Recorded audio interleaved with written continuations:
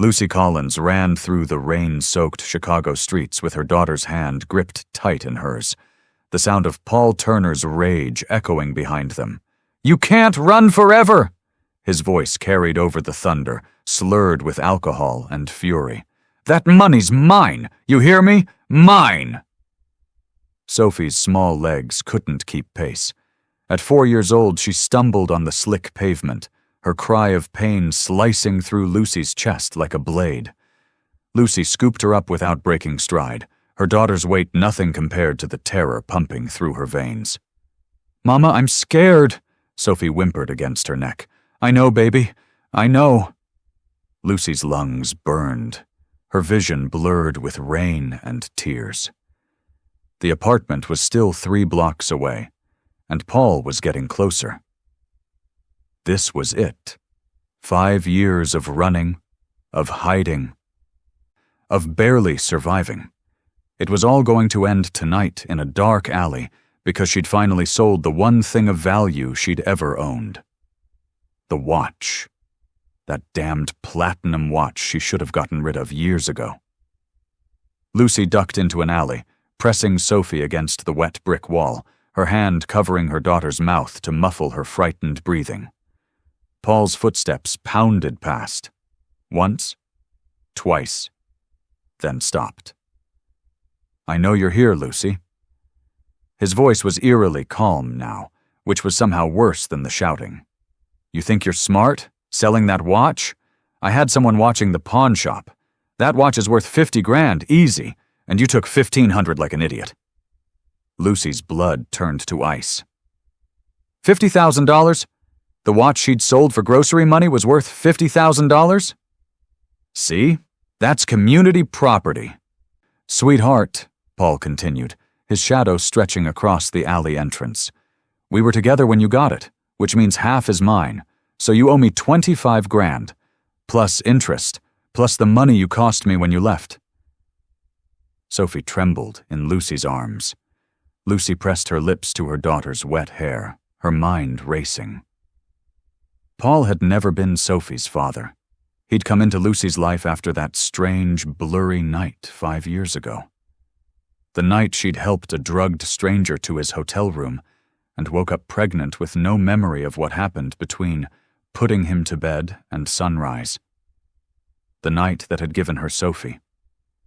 The night that had left her with only one clue, an expensive watch pressed into her hand with mumbled words about keeping it safe and the Harrison heir. "Come out, Lucy. Let's talk like adults." Lucy looked down at Sophie's face, at the birthmark on her daughter's shoulder. That strange crescent shape the pediatrician had called unusual but harmless. At the dark eyes that were too intelligent for a 4-year-old. At the child who deserved so much better than this life of fear and poverty. She made a decision. Lucy burst from the alley, sprinting in the opposite direction, her phone already in her hand, dialing 911. But Paul was faster. His hand closed on her shoulder, spinning her around. Sophie screamed. "Give me the money," Paul snarled, grabbing for Lucy's purse. What happened next seemed to unfold in slow motion. Headlights flooded the alley. A black Mercedes screeched to a stop, so close Paul had to jump back. The driver's door flew open, and a man emerged, tall, expensive suit, face carved from stone and fury. "Step away from her." The man's voice was quiet, deadly. Paul laughed.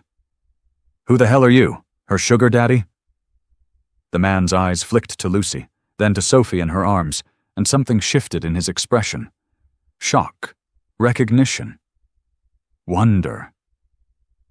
"I'm William Harrison," he said softly, never taking his eyes off Sophie's face, off the birthmark on her shoulder that was visible where her wet shirt clung to her small frame. "And I'm this child's father." The world stopped. Lucy's knees buckled. William Harrison, the name of the watch. He, Harrison Enterprises, the stranger from that night, the blank space in her memory that had resulted in Sophie. "That's impossible," Lucy whispered. "Is it?" William moved closer, and Lucy saw he was trembling. Because that birthmark on her shoulder? I have the same one. My father had it. Every Harrison for 7 generations has carried that exact mark. His voice cracked. How old is she? 4, Lucy breathed. She just turned 4. William's eyes closed. When they opened, they were bright with unshed tears. I've been searching for you for 5 years, ever since that night, ever since you saved my life and disappeared. He looked at Paul with contempt. Get in the car, both of you, now. Like hell, Paul started. William didn't even glance at him. He simply pulled out his phone and made a call. Security, I need a police escort to my current location, and someone to deal with a stalker harassing the mother of my child. He rattled off the address with calm precision. Sirens wailed in the distance. Paul's face went white. He ran. William looked at Lucy. His expression gentle despite the storm of emotions she could see swirling behind his eyes. Please, let me help you. Let me protect you both. I know you don't know me. I know this is insane. But that little girl... His voice broke. She's mine, isn't she? Sophie lifted her head from Lucy's shoulder, studying William with those too wise eyes. Are you my daddy? She asked, her voice small and hopeful, and absolutely shattering. William Harrison, billionaire, CEO, one of the most powerful men in Chicago, dropped to his knees on the wet pavement and began to cry. Yes, he whispered. Yes, sweetheart. I think I am. And Lucy Collins, who had survived 5 years alone with nothing but determination and love for her daughter, felt something inside her chest that had been frozen for so long finally begin to crack. This was the moment everything changed. This was the moment their implausible story began. The interior of William Harrison's Mercedes smelled like leather and money, a scent so foreign to Lucy that it made her feel like an alien in her own skin. Sophie sat between them in the back seat, her small body pressed against Lucy's side, eyes wide as she took in the cream-colored seats and polished wood trim. There are towels in the compartment, William said quietly, his hands gripping his knees with barely controlled tension. For the rain. Lucy pulled out towels, softer than any blanket she owned, and began drying Sophie's hair. Her daughter submitted without complaint, but her eyes never left William's face. Why were you there? Lucy asked, fear curdling into anger. How did you know where to find us? William was quiet for a long moment. I've had investigators searching for you for 5 years, ever since that night at the hotel. My father died 3 weeks after that incident, and his last words were about finding the woman with the twin watch, the woman who saved his son. Lucy's hands stilled. Your father? The watch was his. He gave it to me on his deathbed, told me to find its twin, that the woman who carried it deserved everything we owed her. William finally looked at Lucy, raw pain in his eyes. I didn't understand, not until tonight, when my security team tracked the watch to a pawn shop, that the woman who sold it had a 4-year-old daughter with the Harrison birthmark. I didn't know, Lucy whispered. That night you were unconscious in the hallway. Someone had drugged you. I was working as a hotel attendant, putting myself through undergrad. I helped you to your room, called medical services, and stayed to make sure you were breathing. By morning, you were gone. The only thing left was that watch. I don't remember any of it. William's voice was hollow. The toxicology report said I was given rohypnol. Everything from midnight to noon is just blank. Sophie's small voice cut through the tension. What's rohypnol? A bad medicine that made me very sick, sweetheart, William said softly. But your mama helped me. She saved my life. Mama saves everyone, Sophie said matter-of-factly. She's the best mama in the whole world. William's smile was sad. I believe that. Lucy felt tears burning behind her eyes. She'd been alone for so long, that the simple validation felt like a crack in a dam. I tried to find you, after I realized I was pregnant.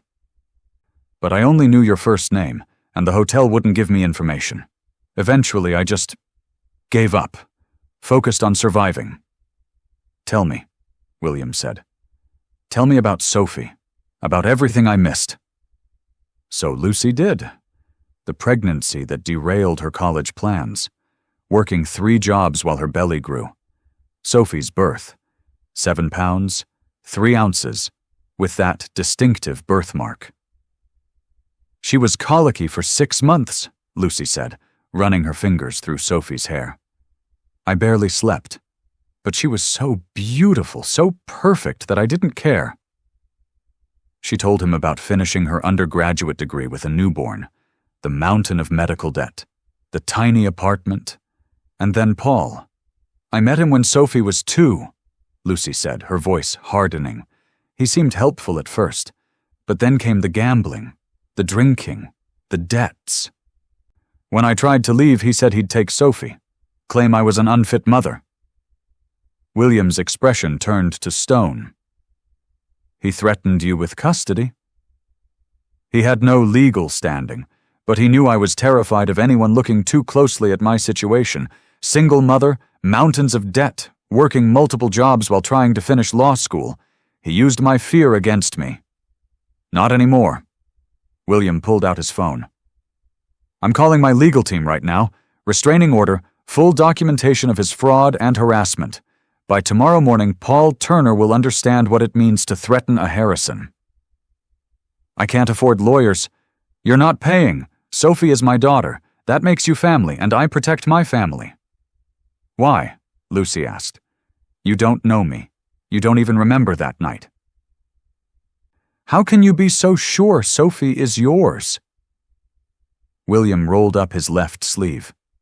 There, on his shoulder, was a birthmark identical to Sophie's. The same crescent shape, the same size, the same placement.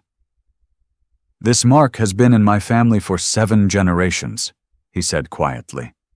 Passed down through the male line. My father had it, his father. Back to 1847. The odds of Sophie having this exact mark without being my biological daughter are astronomical. Lucy stared at the birthmarks, his, then Sophie's. The evidence was undeniable. There's something else, William said. Do you or Sophie have metal allergies? Lucy blinked.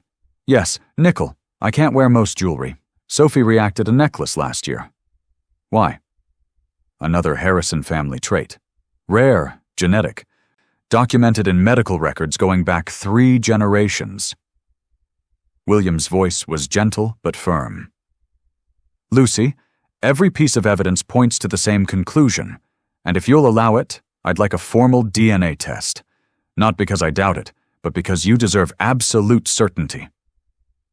And if the test says you're not her father?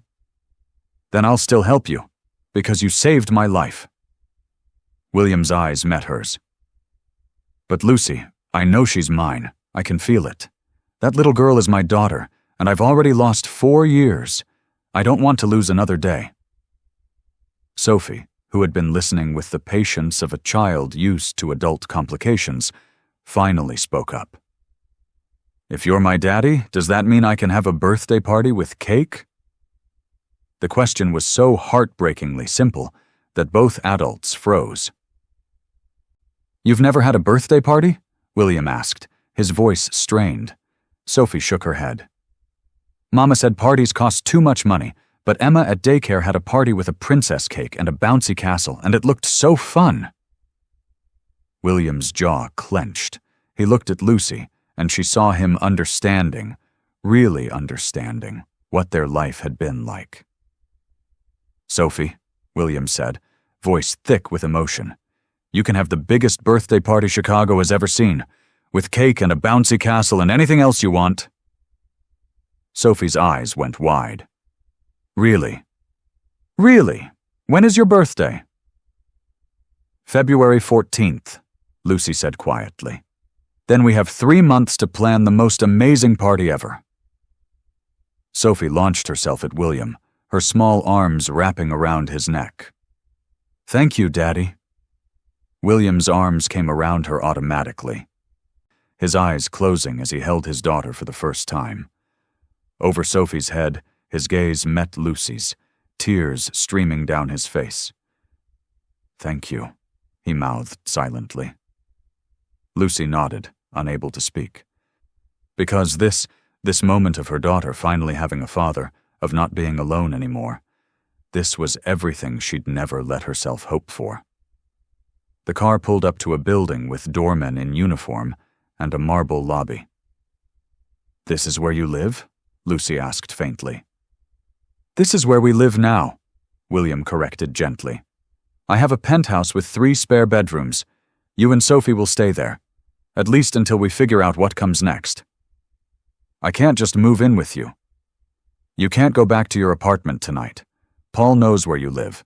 Until my legal team has the restraining order in place, you're not safe." William's voice was firm. "Please, Lucy, let me keep you both safe." Lucy looked at Sophie, already half asleep against William's shoulder, trusting him completely after only an hour.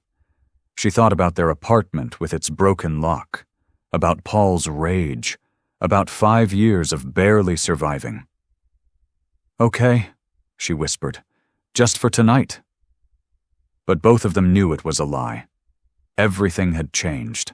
The penthouse was a study in understated wealth, floor-to-ceiling windows overlooking the Chicago skyline, furniture that probably cost more than Lucy's yearly income, art on the walls that she recognized from her art history classes. Sophie's eyes were as wide as saucers as William carried her sleeping form through the entrance. "The guest suite is this way," William said quietly, leading Lucy down a hallway lined with abstract paintings. "It has its own bathroom and a small sitting area. Tomorrow we can set up the 2nd bedroom for Sophie, but tonight—" "She sleeps with me," Lucy interrupted, her arms instinctively reaching for her daughter. William handed Sophie over without argument, something softening in his expression as he watched Lucy cradle the child against her chest. "Of course. There are clothes in the closet. My assistant keeps the guest room stocked. Help yourself to anything you need." Lucy nodded, suddenly exhausted beyond measure. The adrenaline that had carried her through the chase, the revelation, the impossible car ride, was finally draining away, leaving her hollow and shaking. "Lucy," William said as she turned toward the bedroom, "thank you for keeping her safe all these years. For being an incredible mother. I meant what I said. You saved my life that night. But you did so much more than that. You gave me a daughter." Lucy's throat tightened. "I didn't know I was giving her to anyone. She was mine. She is mine." "She's ours," William corrected gently. "If you'll let her be." Lucy carried Sophie into the guest suite and closed the door without answering. The bedroom was larger than her entire apartment. The bed was a California king with sheets that felt like silk. The bathroom had heated floors and a rainfall shower. Lucy stripped Sophie's damp clothes, tucked her under the covers, and stood watching her daughter sleep for a long moment. Sophie's small hand was curled into a fist near her face, her dark lashes resting against her cheeks. The birthmark on her shoulder was clearly visible, that crescent shape that Lucy had kissed 1,000 times, never knowing it was a genetic signature linking her daughter to one of Chicago's wealthiest families.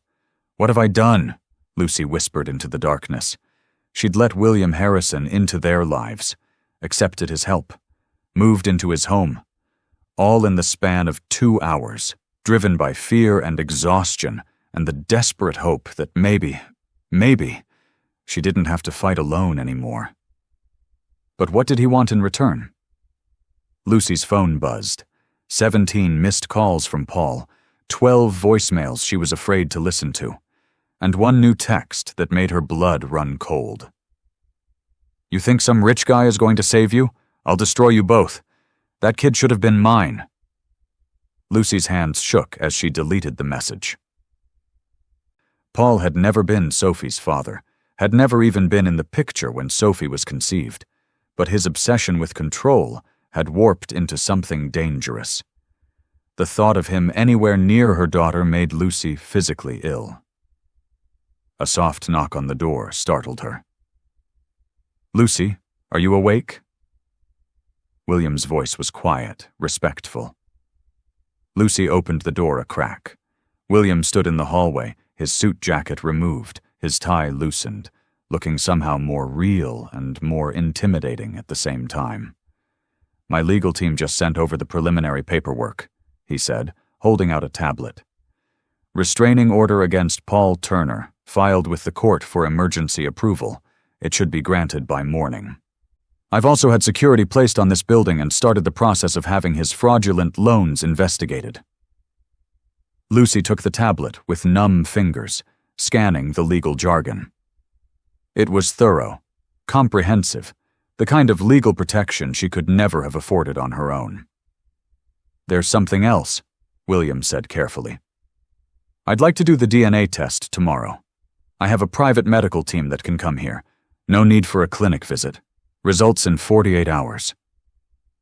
"You don't believe the birthmark is enough?" Lucy asked, though she understood the need for certainty. "I believe it completely. But you need to believe it, and we'll need documentation for other things." "What other things?" William hesitated. "Sophie is a Harrison. If the DNA confirms what we both already know, she's entitled to certain protections.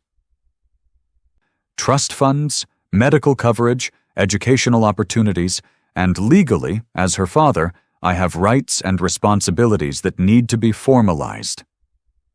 The word rights sent ice through Lucy's veins. "You're talking about custody."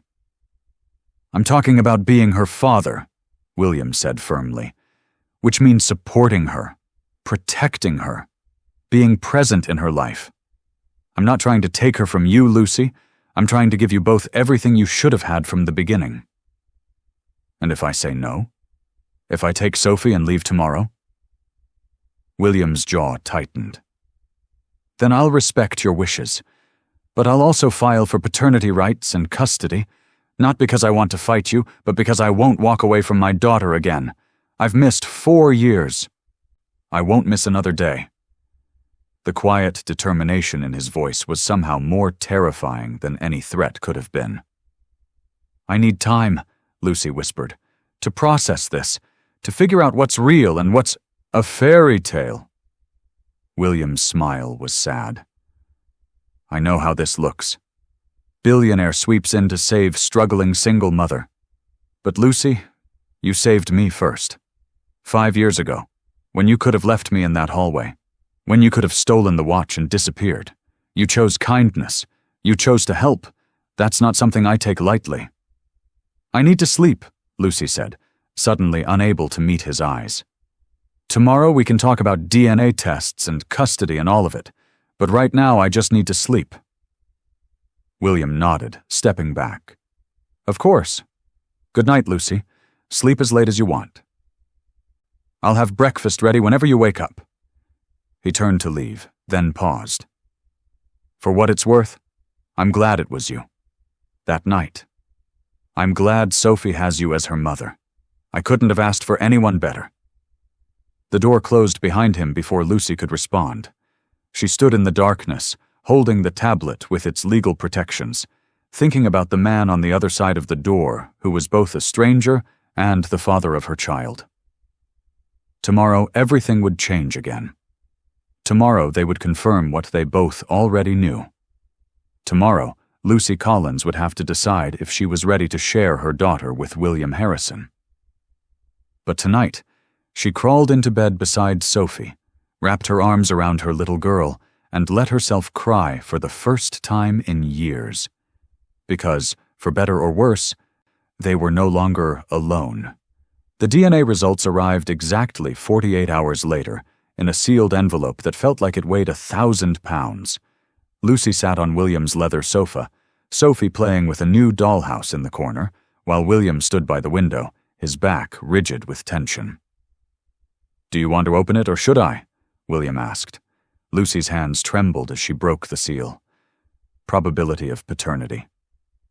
99.99%. She's yours, Lucy whispered. William turned from the window, relief and something deeper flooding his face. She's mine. I have a daughter. You've had a daughter for 4 years, Lucy said sharply. The paper just makes it official. Lucy, I need air. Lucy stood abruptly, the envelope falling to the floor. She made it to the balcony before the panic attack hit. Her chest tightened, her vision tunneled. Her breath came in painful gasps. Breathe! William's voice came from behind her, calm and steady. In through your nose, out through your mouth. You're okay. I'm not okay, Lucy gasped.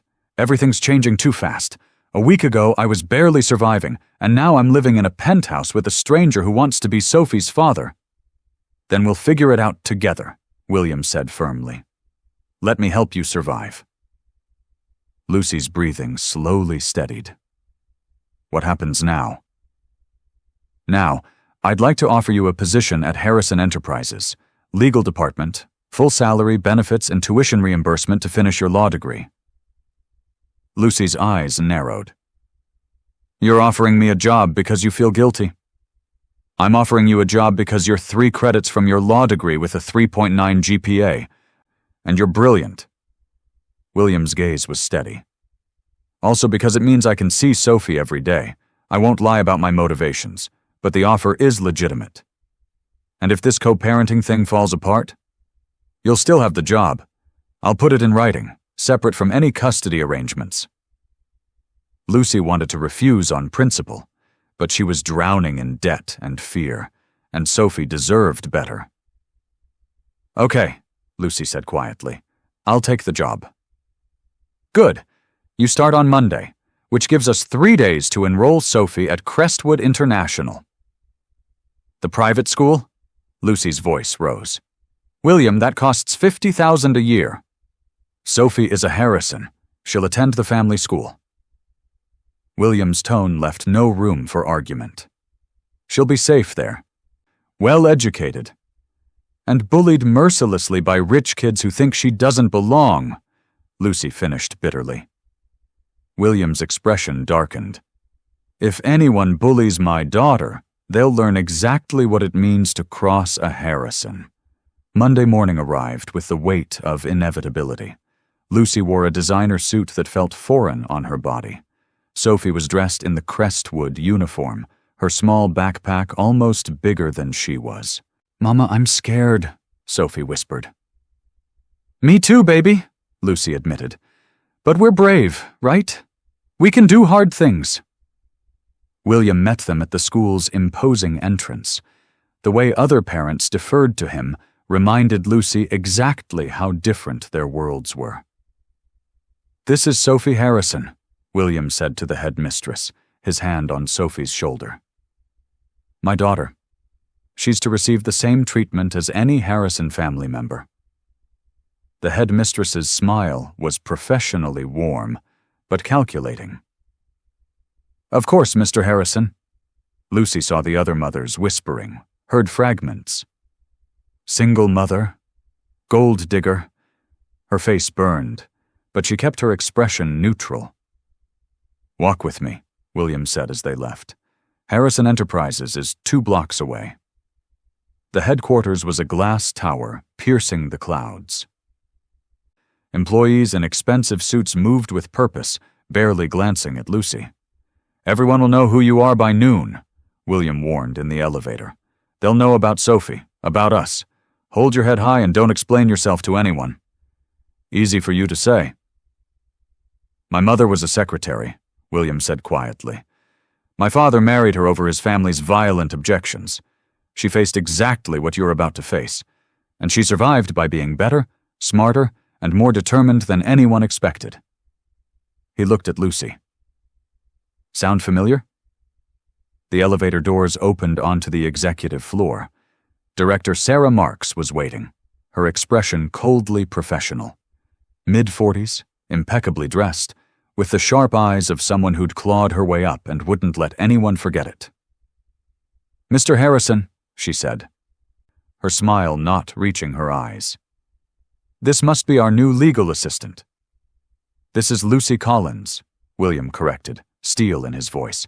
"She'll be joining the legal department." "Of course." Director Marks's gaze raked over Lucy, cataloging and dismissing. "Follow me, Miss Collins." The tour took them past empty offices to a cramped cubicle in the corner, partially blocked by a filing cabinet. "You'll start by reviewing these contracts," Director Marks said, gesturing to a massive stack. "I expect the first batch on my desk by Friday." "All of them?" Lucy asked. "That's at least 80 hours of work." "Then you'd better get started, unless the job is too challenging." Lucy's spine straightened. "I'll have them done by Thursday. We'll see." Director Marks walked away, heels clicking. Lucy sat at her cubicle, looking at the impossible workload, and blinked back tears of frustration. She'd been breaking down barriers her whole life. This was just another door to kick open. Her phone buzzed. "William, how's the first day? Your Director Marks is a peach. She's testing you. Don't let her win. I won't. Thank you. For everything. You earned it. Now show them what Lucy Collins can do." Lucy smiled, despite herself, and opened the first contract. The next 3 weeks blurred together. Impossible deadlines, passive-aggressive comments, the constant weight of being watched. Every mistake was magnified. Every success is attributed to special treatment. But Lucy was excelling. The contracts she reviewed saved the company from 3 lawsuits. Her liability memo impressed the general counsel. Slowly, grudgingly, she was earning respect. William was a constant presence, picking up Sophie when Lucy had late meetings, ordering dinner to her office, and leaving encouraging notes.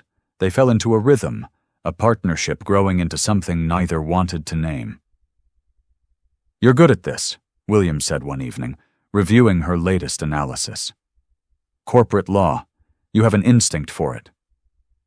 "I'm good at surviving," Lucy corrected. "This is just another form." "It's more than that." William's eyes met hers, intense. "You're brilliant, Lucy. You just needed someone to give you a chance." The moment stretched between them, charged with something unspoken. Sophie's voice broke the tension. "Daddy, can you read me a story?" "Of course, sweetheart." William stood, but his gaze lingered on Lucy. "We should talk. About us. About what happens next." "I know what happens next," Lucy said quietly. "We keep pretending this is normal, that we're just co-parents." "And if I want more than pretending?" William asked, his voice low. Lucy's heart hammered. "Then we'd be making things complicated." "They're already complicated." William's smile was soft, vulnerable. "The question is whether we're brave enough to face it." Before Lucy could answer, her phone rang. The school. Her heart dropped. "Miss Collins, this is Headmistress Wright from Crestwood. There's been an incident with Sophie." Lucy's world tilted. "What kind of incident?" "She's been accused of harming a classroom pet, the rabbit. We need you to come in immediately. We're considering expulsion." Lucy burst into Headmistress Wright's office with William right behind her. Sophie sat in a chair too big for her, tears streaming down her face, her small body shaking. "Baby." Lucy dropped to her knees, pulling Sophie into her arms. "What happened?" "I didn't hurt Mr. Whiskers," Sophie hiccuped. "I was just petting him, and then he was bleeding, and everyone started screaming." "The rabbit sustained significant injuries," Headmistress Wright said coldly. "Multiple witnesses saw Sophie alone with the animal moments before it was discovered in distress. Given her background, we have concerns." "Her background?" William's voice was deadly quiet. "Explain that comment." "Children from unstable home environments often exhibit concerning behaviors. Single mothers, financial instability. My daughter," William interrupted, ice in every syllable, "has been raised by an exceptional mother, Your implication is both offensive and actionable. Mr. Harrison, Crestwood has standards. We cannot have students who pose a danger. Show me the evidence, Lucy demanded. Security footage, the vet report, witness statements. You're accusing a 4-year-old. I want documentation. The witnesses are quite clear. Pull the security footage, William said. Now, and get the school's lawyer on the phone. 20 minutes later, they watched hallway footage. Sophie entered the classroom alone. But 3 other children, including the mayor's son, Ethan Wright, the headmistress's nephew, slipped in through a side door moments later. Rewind that, Lucy said sharply. Those children weren't mentioned as witnesses. The footage continued. 4 minutes later, the children emerged, Ethan carrying something in his jacket. Then Sophie came running out, crying. Well? William's voice could have frozen steel. Where are those 3 children? Headmistress Wright's face went pale. There must be an explanation. The explanation, Lucy said, pulling up her phone, is that your nephew has been bullying Sophie since day 1. This photo shows a bruise from when he pushed her. We reported it. Nothing was done. William stood, buttoning his jacket with precise movements. Here's what's going to happen. You're going to apologize to my daughter. You're going to question those 3 children with their parents present. And you're going to review every bullying complaint involving Sophie that was dismissed. Mr. Harrison, you can't possibly. And if I find you've been protecting your nephew while scapegoating my daughter, William continued, I will ensure you never work in education again. I'm calling an emergency board meeting. The Harrison family has been a primary donor for 3 generations. The board will be very interested in these developments. He scooped Sophie into his arms. Come on, sweetheart. Let's go home. In the car, Sophie finally spoke. Those boys said mean things, she whispered. They said Mom is a gold digger who trapped you. They said I don't belong at Crestwood because we're poor. They said you're not really my daddy. William pulled the car over, turning to face her. Sophie, those boys are wrong. I am your daddy. The DNA test proved it, but I didn't need a test to know. And your mama is the strongest, bravest woman I've ever met. Anyone who says different will answer to me. Really? Sophie's voice was so small, so hopeful. Really? William took her hand. I'm not going anywhere. Ever. That night, after Sophie was asleep, Lucy found William on the balcony. Thank you, she said quietly, for believing her, for fighting for her. She's my daughter. William's voice was rough. Of course, I believe her. Not all fathers would. Lucy moved beside him. You could have walked away when the DNA came back. Instead, you fell in love with her. The moment I saw her in that alley, William said softly. She's extraordinary, just like her mother. The air between them shifted, charged. I need to tell you something, William said. That night 5 years ago, I remember more than I told you. Not everything, but fragments. Your voice, so kind. The way you held my hand while we waited for medics. The way you stayed, even though you could have left. He swallowed hard. I remember asking you to stay, and you did. Lucy's breath caught. William, I've been looking for you for 5 years, not just because of my father's wish, not just because of Sophie, but because in those fragments of memory you were the kindest person I'd ever encountered. His hand cupped her face. You are exactly that good, Lucy Collins, and I... His phone rang, shattering the moment. The name on the screen made his face go white. My grandmother. She never calls unless... He answered. Grandmother? What's wrong? Lucy watched the color drain from his face. I understand. We'll be there in 20 minutes. He ended the call, handshaking. My cousin Marcus just filed an emergency motion with the Harrison Family Board. He's challenging my position as CEO and primary heir. On what grounds? Because I've been compromised by a gold-digging opportunist who fabricated evidence of paternity to trap me. William's voice was flat with rage. He's demanding a new DNA test, supervised by the board. And he's claiming that you and I conspired to defraud the Harrison family, that Sophie isn't mine. That's insane. That's Marcus. He's been trying to take control for years, and now he thinks he's found his opening. William's eyes met hers with fierce determination. We fight. Together. Because I'm not losing Sophie. I'm not losing you. And I'm not letting Marcus destroy what we're building. He held out his hand. Trust me? Lucy looked at his outstretched hand. Thought about everything that had happened. The chaos, the fear, the impossible changes. But also the protection, the partnership, the growing certainty that maybe they could build something real. She took his hand. I trust you. Good. William's smile was sharp as a blade. Because we're about to show the Harrison family exactly what happens when they underestimate Lucy Collins. When your integrity is questioned, do you fight back or walk away to protect your peace? Share your thoughts in the comments. The Harrison family estate loomed like a fortress.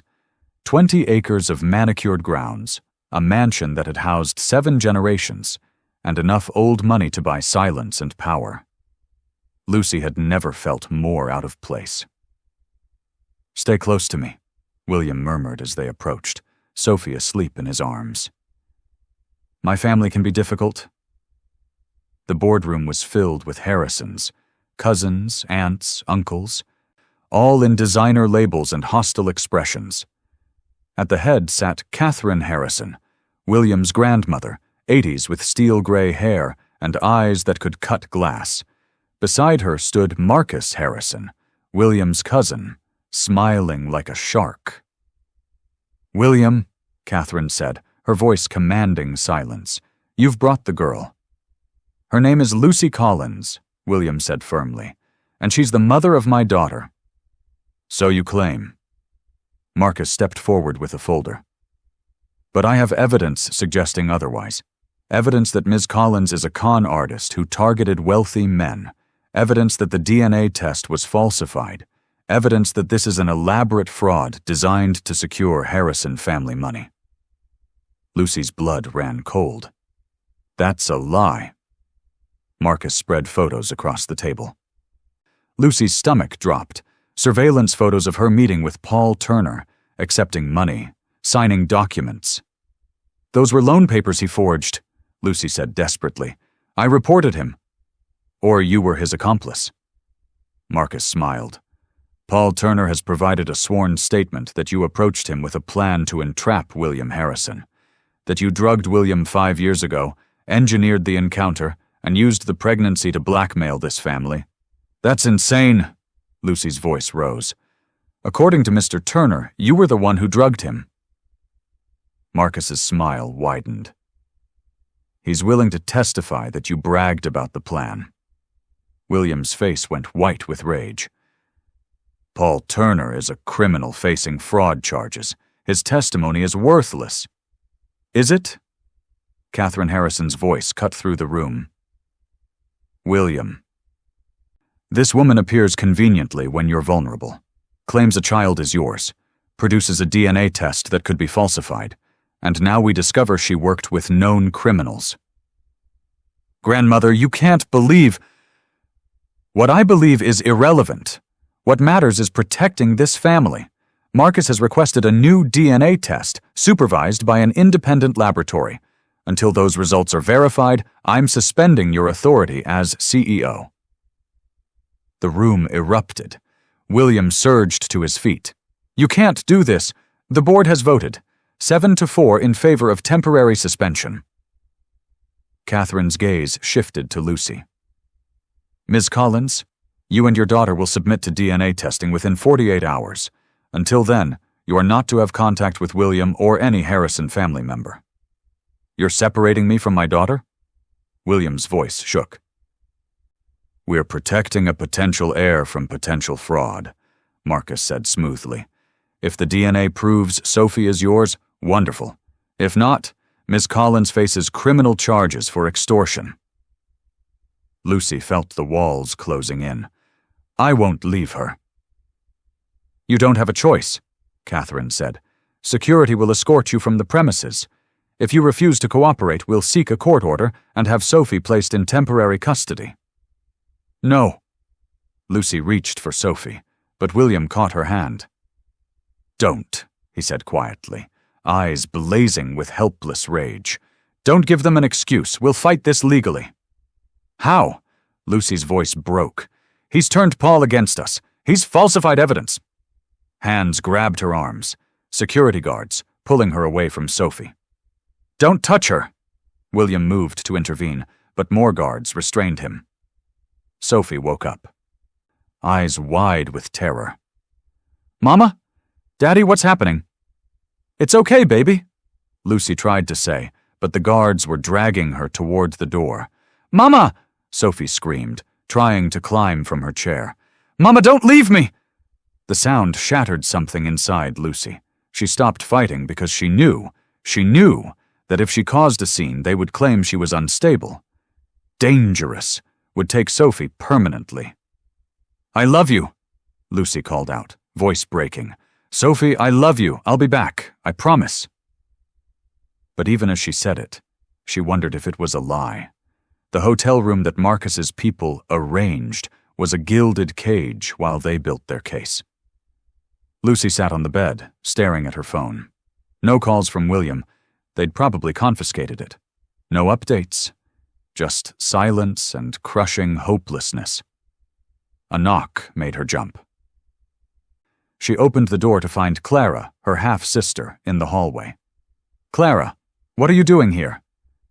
"I came to help." Clara stepped inside, expression concerned. "Lucy, I heard what happened. I want to help clear your name." Lucy wanted to trust her, but something in Clara's eyes made her hesitate. "How did you find me?" "Marcus Harrison called me. He seems like a reasonable man. Lucy, if you just admit what happened, they might show leniency." Lucy pulled back, ice flooding her veins. "What are you talking about?" "The plan with Paul, to trap William Harrison." Clara's voice was gentle. "I understand. We grew up with nothing. The temptation to secure a better life for Sophie. Anyone would understand." "I didn't have a plan with Paul," Lucy said slowly. "Clara, what did Marcus offer you to come here?" Clara's expression flickered. "I don't know what you mean." "He's paying you, my own sister." "How much?" "Lucy, you're being paranoid." "Get out." Lucy opened the door, hands shaking. "Get out and don't come back." Clara's mask slipped, revealing cold calculation. "You always thought you were better than me, smarter, more moral, but I'm about to get $50,000 for a simple statement, and you're about to lose everything." She left. Lucy locked the door, slid down to the floor, and finally let the tears come. Her daughter was being held by people who thought she was a criminal. The man she was falling for was powerless to help. Her own sister had sold her out. Her job was surely gone. And the worst part? She had no way to prove her innocence. Paul's lies, Marcus's fabrications, the family's money and power, all stacked against her. Lucy had survived so much. But this, losing Sophie, losing William, losing everything, this might finally break her. Her phone buzzed, a text from an unknown number. "They're going to take her from you. Unless you disappear, leave Chicago tonight. We'll drop the charges. You keep your freedom. We keep Sophie." Lucy stared at the message, her whole body numb. They were offering her an out, her freedom in exchange for her daughter. For the first time in 5 years of fighting, Lucy Collins didn't know if she had the strength to keep going. Lucy stared at the message for a long time. Then she deleted it. They wanted her to run, to give up, to prove she was exactly the weak woman they claimed. But Lucy Collins had been fighting her entire life. She'd fought poverty, fought Paul, fought the system that crushed single mothers. She'd raised Sophie alone, finished her degree working 3 jobs, and survived things that would have broken stronger people. She wasn't stopping now. Lucy stood, wiped her tears, and started making calls. First, her law school advisor, Professor Chen. "I need access to the university's legal database, tonight." Second, Jennifer Chen from Harrison Enterprises Legal, who'd shown her kindness. "I know what you've heard, but I need you to trust me. Can you access employee files without Marcus knowing?" Third, the hardest, the hotel where she'd worked 5 years ago. "I need personnel records from the night William Harrison was drugged." By 3 a.m., Lucy had built a case. Paul Turner's statement had inconsistencies, dates that didn't match, details about Lucy's apartment that were wrong. His gambling debts had mysteriously disappeared the week Marcus filed his challenge. Someone had paid them off. Marcus Harrison's financial records showed large cash withdrawals corresponding to Paul's debt payments, wire transfers to Clara, payments to private investigators who'd discovered the surveillance photos, and hotel records from 5 years ago showed something crucial. Marcus Harrison had been at that hotel the night William was drugged, seen on security footage near William's room. Lucy's hands shook as she pieced it together. Marcus hadn't exploited an opportunity. He'd created it. He'd drugged his own cousin 5 years ago, trying to compromise him. Lucy had interfered by helping William, and now Marcus was using that same night to destroy them. A soft knock at dawn made her jump. Through the peephole, she saw William, rumpled suit, red-rimmed eyes, exhausted but determined. Lucy threw open the door. "How did you— I'm still a Harrison." William's voice was rough. "They can take my title but not my freedom." His eyes searched her face. "Are you okay?" "No." Lucy's voice broke. "They have Sophie." William pulled her into his arms. Lucy sobbed against his chest while he held her, stroking her hair, murmuring reassurances neither believed. "I found something," Lucy said finally, showing him her laptop. "William, Marcus was there, the night you were drugged." William's face went white as he read. "My God, he did this. He drugged me. He was trying to compromise you even then, but I found you first, helped you, ruined his plan, and now he's using that night against us. We can prove this." William pulled out his phone. "The hotel security footage is gone, wiped after retention period." Lucy's jaw set. "But personnel records aren't. We can prove Marcus was there, that he paid Paul and Clara, that he orchestrated this." "It's circumstantial," William said, frustrated. "He'll claim coincidence. We need something concrete." Lucy grabbed her phone. "Paul is testifying that I planned this with him, but Paul records conversations as insurance. His brother David might know where he keeps them. If Paul recorded his conversations with Marcus, we'd have proof of the conspiracy." Hope lit William's eyes. "Lucy, you're brilliant. I'm desperate, but I'm done playing defense. Marcus underestimated 2 things." "What's that?" "How much we love our daughter." Lucy met his eyes. "And how far we'll go to protect her." William cupped her face. "I'm sorry. For all of this. For my family, for Marcus. Stop. None of this is your fault, and I'm not sorry. Fighting for Sophie, fighting alongside you, this is the first time I've felt like I have a partner." "You do." William's voice was fierce. "Whatever happens, we're in this together. I love you, Lucy. I think I've been falling for you since that night 5 years ago." Lucy's breath caught. "William, I know the timing is terrible, but I need you to know, you're not just Sophie's mother. You're the woman I want to build a life with, the woman I love." Lucy kissed him, pouring 5 years of loneliness and desperate hope into that kiss. "I love you too," she whispered. "Now let's go get our daughter back." They had 24 hours before the board's final decision. 24 hours to find the evidence that would destroy Marcus's lies and prove Sophie was a Harrison, Lucy was innocent, and their family was worth fighting for. David Turner answered his door at 7 a.m., looking like he hadn't slept in days. When he saw William Harrison, his face went pale. "Mr. Harrison, I don't know what my brother told you." "We're not here to threaten you," Lucy interrupted gently. "We think Paul is being used by someone more dangerous." David's expression shifted to bitter anger. "Marcus Harrison." William and Lucy exchanged glances. "You know about Marcus?" "Paul came to me 3 weeks ago, terrified. Said Marcus paid off all his debts? $200,000 for a simple favor. Sign a statement saying you conspired to trap Mr. Harrison." "The recordings," William said urgently. "Paul records his conversations. Where does he keep them?" David hesitated, then nodded. "Cloud storage. I have the login. He made me the recovery contact." He pulled out his phone. "There are hundreds of files." "The board meeting is in 4 hours," Lucy said, checking her watch. "Then we'd better start listening." 3 hours later, they sat outside the Harrison estate, a USB drive clutched in Lucy's shaking hands. "This is it," she whispered. "Are you ready?" William asked.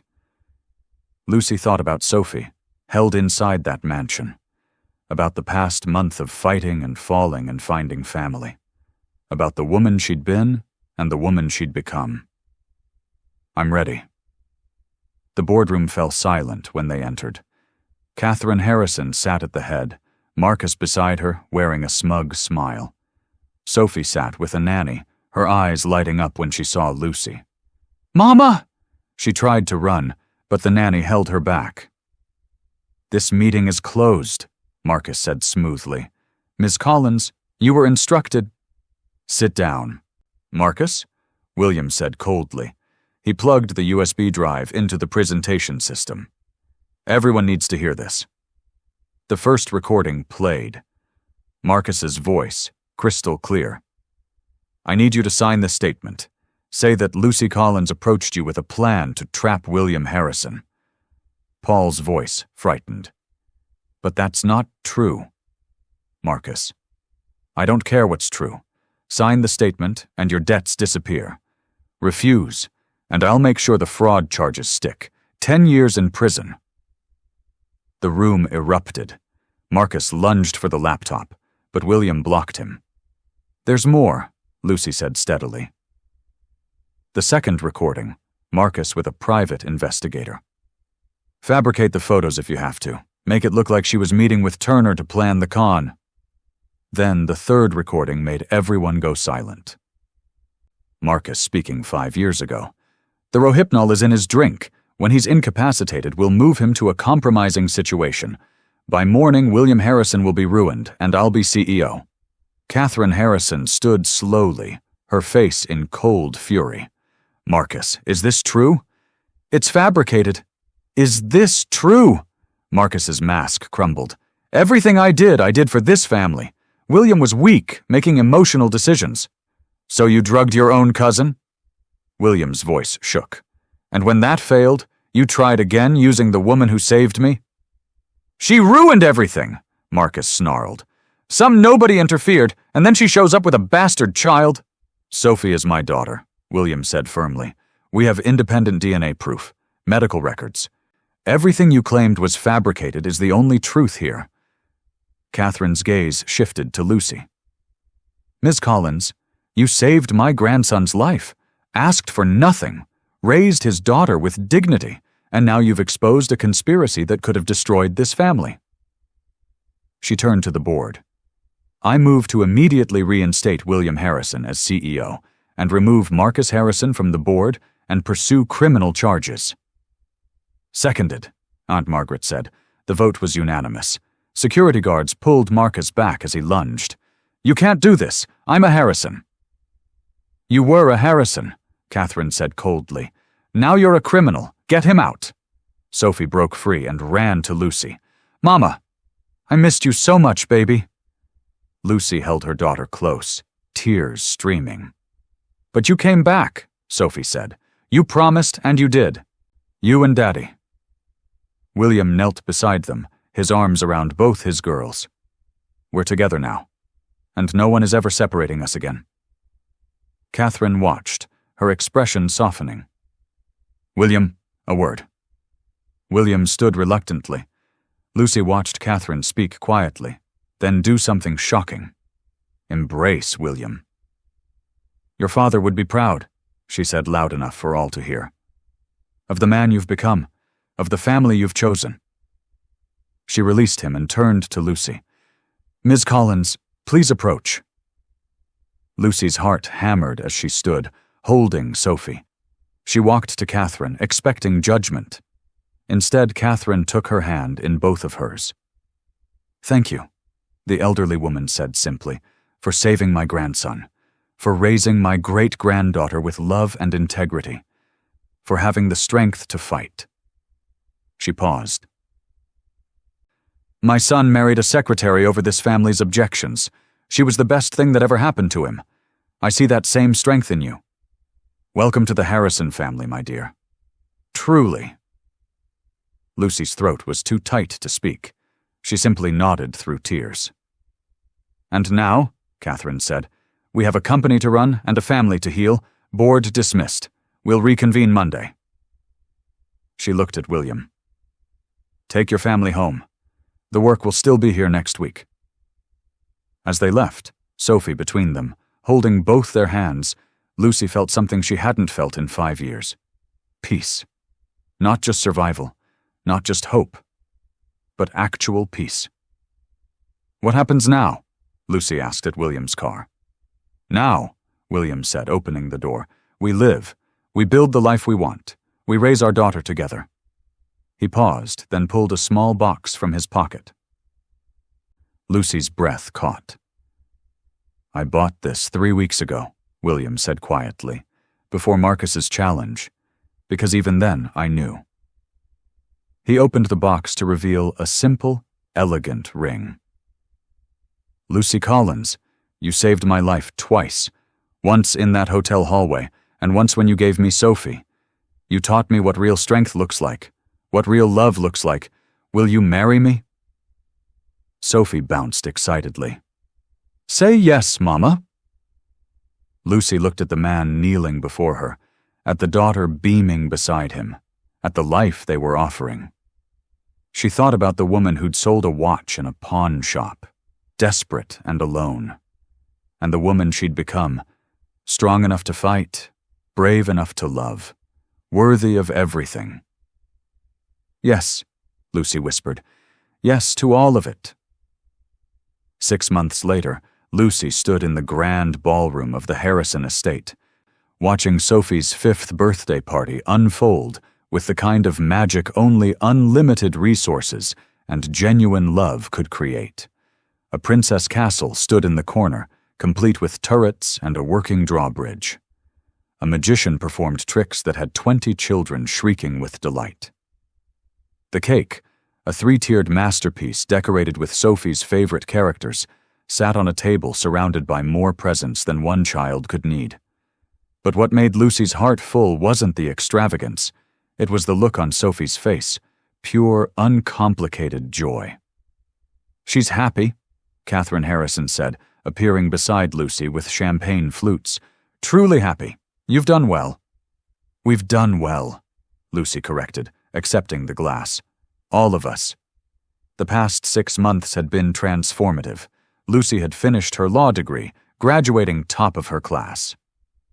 William had offered her a position as Associate General Counsel at Harrison Enterprises, an offer she'd earned through her work dismantling Marcus's conspiracy, not through family connections. Marcus himself was awaiting trial on multiple charges. Paul Turner had agreed to testify against him in exchange for immunity. Clara had disappeared, last heard from somewhere in Nevada. But those were just endings to old chapters. The real story was what they'd built together. "Mama, Daddy, watch this," Sophie called from the magic show, bouncing excitedly as the magician pulled a rabbit from a hat. Not Mr. Whiskers. That rabbit had recovered fully and lived happily in the school's renovated pet area. This was a new rabbit, white and fluffy, that made Sophie squeal with delight. William appeared at Lucy's other side, his arms sliding around her waist with the comfortable familiarity of someone who belonged there. Having fun? More than I ever imagined possible, Lucy admitted. Good. William pressed a kiss to her temple. Because I have a surprise for you later. Another surprise? William, you've already given me everything. Not everything, he murmured mysteriously. The party continued with games and laughter. Lucy watched Sophie race around with her new friends, real friends this time, not the bullies from before. Crestwood International had undergone major reforms after the Marcus scandal. The headmistress had been replaced. Zero-tolerance policies for bullying have been implemented. And Sophie, once the outcast, was now thriving. She's going to be brilliant, Jennifer Chen said, joining Lucy. In the months since Marcus's downfall, Jennifer had become Lucy's closest friend at work and her strongest ally in the legal department. I heard her explaining contract law to another kid yesterday, at 5 years old. Lucy laughed. She listens when William and I talk shop at dinner. You two are disgusting, you know that? Jennifer's smile was fond. The way he looks at you, like you hung the moon. The feeling's mutual, Lucy admitted. As the sun set and the party wound down, parents collected their children, thanking the Harrisons profusely for the incredible celebration. Sophie, exhausted but glowing, finally collapsed on a sofa surrounded by her favorite gifts. Not the expensive electronic toys, but the handmade wooden animals from Aunt Margaret, who'd taken up carving and taught Sophie the craft. Best birthday ever, Sophie declared, then yawned hugely. I'm glad. Sweetheart, William said, scooping her up. But before bed, your mama and I have one more present. They led her to the estate's library, where a door Lucy had never noticed before stood slightly ajar. What's this? Sophie asked, suddenly alert. Open it, Lucy encouraged. Sophie pushed open the door and gasped. Inside was a bedroom fit for a princess, but not the generic, over-the-top kind. This was Sophie's dream room, decorated with her favorite colors, filled with books and art supplies, with a window seat overlooking the gardens and a bed shaped like a tree house. This is mine? Sophie whispered, awed. This is yours, William confirmed, because this is your home now. Not just visiting, not just sometimes, always, if you want it to be. Sophie looked between them, understanding dawning in her intelligent eyes. We're staying? All of us? Together? All of us, Lucy said, her voice thick with emotion. Together, forever.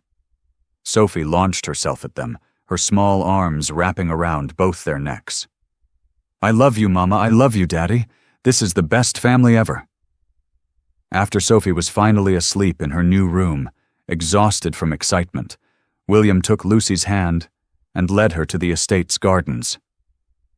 You said you had another surprise, Lucy reminded him. I did. William pulled out an envelope. I know we're already engaged. I know the wedding is planned for next month, but I wanted to give you something that was just ours. Not a family obligation or a corporate merger, just us. Lucy opened the envelope and found plane tickets. 2 of them. To Paris. A honeymoon, William explained. 2 weeks, just you and me. Sophie will stay with Aunt Margaret, who's already volunteered and is planning art projects for every single day. We'll see the Louvre, eat at cafes, and walk along the Seine at sunset. All the cliché romantic things I want to do with the woman I love. Lucy's eyes filled with tears. William, it's perfect. You're perfect, he corrected, pulling her close. Strong, brilliant, beautiful. You fought for our daughter when you had every reason to run. You fought for us when the world tried to tear us apart. You showed me what real courage looks like. I was terrified the entire time, Lucy admitted. That's what made it courageous. William's lips found hers in a kiss that still made her heart race after 6 months together. Being afraid? but doing it anyway. They stood in the gardens, wrapped in each other's arms, watching the stars appear one by one. "I keep waiting for the other shoe to drop," Lucy confessed quietly. "For something to go wrong. For this to be too good to be true." "It's not too good," William said firmly. "It's exactly what we deserve, what we fought for, what we built together." He pulled back to look at her. "Lucy, we survived Marcus. We survived the board. We survived my family's skepticism and society's judgment. What could threaten us now?" Lucy smiled, feeling the truth of his words settle into her bones. "Nothing? Absolutely nothing?" "Exactly." William's grin was brilliant. "So stop waiting for disaster and start enjoying happiness. Doctor's orders." "You're not a doctor." "CEO's orders, then." "Better." Lucy kissed him again, longer this time, pouring 6 months of love and trust and partnership into it. When they finally pulled apart, William had one more surprise. "There's something else," he said, leading her to a bench beneath an old oak tree. "I spoke with the Harrison Foundation Board, the charitable arm of the company. They want to establish a scholarship fund for single mothers pursuing law degrees, full tuition, living expenses, and childcare costs. Everything you didn't have when you were struggling alone." Lucy's breath caught. "William." "It'll be called the Lucy Collins Harrison Scholarship Fund," he continued, "because your story, our story, deserves to help others, to show single mothers that they're not alone, that their dreams matter, that they can fight for better and win." Lucy couldn't speak past the lump in her throat. She simply nodded, tears streaming down her face, happy tears this time, not desperate ones. "I love you," she finally managed. "I love you so much it terrifies me." "Good," William said, pulling her against his chest. "Because I love you the same way. Terrifying, all-consuming, forever kind of love." They sat in the gardens until the moon rose, talking about their future. The wedding next month, the honeymoon in Paris, Sophie starting kindergarten at Crestwood's Reformed campus, Lucy's promotion to senior counsel, William's plans to expand Harrison Enterprises' charitable work. But mostly they talked about the small things. Sunday morning pancakes, Sophie's upcoming recital, the way she'd started calling Catherine Grandma Catherine, and how it made the elderly woman tear up every time. The life they were building, the family they'd become. Later, as they checked on Sophie one last time before heading to bed, they found her sleeping peacefully. A smile on her face, clutching a photo, Lucy, William, and Sophie at the park last week, all of them laughing at something silly. "We did it," Lucy whispered. "We actually did it." "We did," William agreed, his arm around her shoulders. "And we're going to keep doing it. Every day, for the rest of our lives." As they closed Sophie's door and headed to their own room, Lucy felt something she'd never thought possible. Complete peace, total happiness, the absolute certainty that she was exactly where she belonged. She'd started this journey alone, desperate and afraid, selling a watch in a pawn shop to survive another month. And she'd ended it with a family, a career, a love that defied every odd stacked against it. Sometimes the best love stories start in the darkest moments. Sometimes strength came from surviving what tried to break you. Sometimes family wasn't about blood or money or status. It was about the people who fought for you when the world turned its back. And sometimes, just sometimes, happy endings were real. This was theirs. Every person deserves a chance to build the life they dream of, regardless of where they start. If this story touched your heart, share it with someone who needs to know that happy endings are possible, even when the odds seem impossible. What moment in this journey resonated most with you? Drop a comment and let us know. And remember, your story isn't over yet. Keep fighting. Keep hoping. Keep believing that better days are coming.